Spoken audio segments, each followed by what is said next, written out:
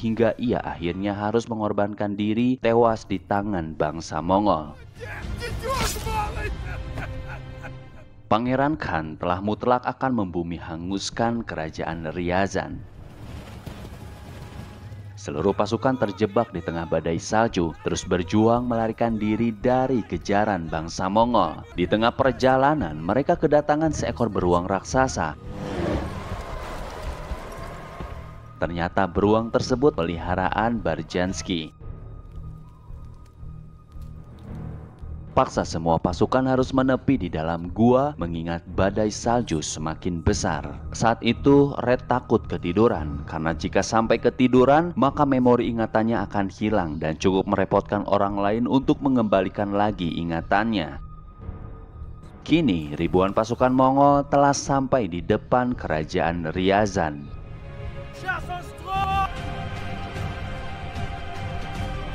Red terpaksa menahan kantuk, kemudian ia ingin menuliskan hal penting agar tidak lupa jika seandainya ia tertidur.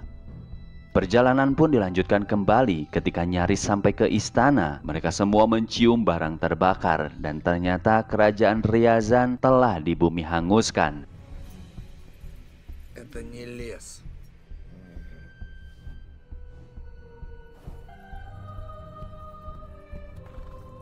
Mayat bergelimpangan di mana-mana. Cerita beralih ke situasi bagaimana bangsa Mongol menyerang Ryazan dengan sangat brutal.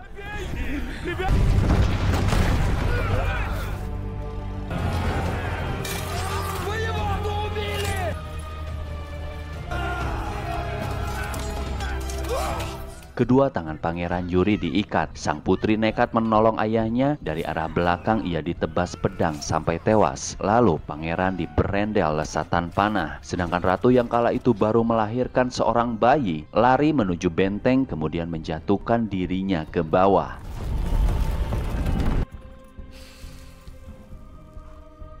Red menghampiri rumahnya yang telah hangus. Ia menemukan peluit sang istri, kemudian membayangkan bagaimana Nasti bersama kedua anaknya tewas terbakar.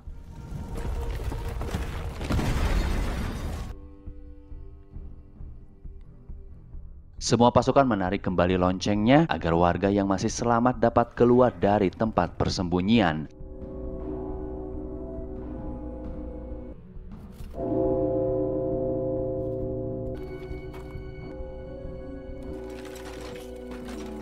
Sayangnya suara lonceng tersebut malah mengundang kembali pasukan Mongol datang menyerang. Semua orang bersembunyi kecuali Red. Ia malah diam saja seolah pasrah dengan kematian.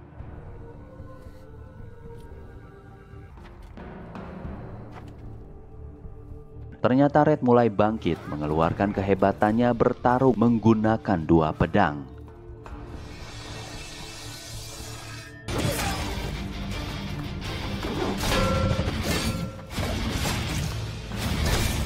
Setelah mulai lumpuh, barulah semua pasukan dan warga keluar ikut menghabisi tentara Mongol.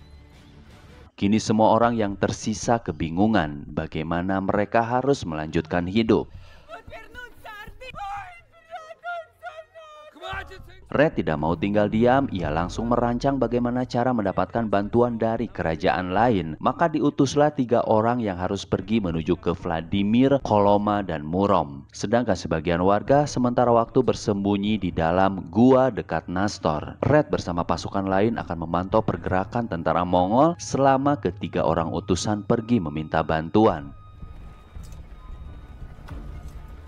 Misi pun dijalankan. Saat itu Vidar memiliki ide meracik ramuan racun dari akar pohon karena kebetulan ia mengetahui sedikit tentang ilmu obat-obatan. Semua tim bekerja sama kemudian menumpahkan cairan racunnya ke dalam saluran air dekat markas tentara Mongol.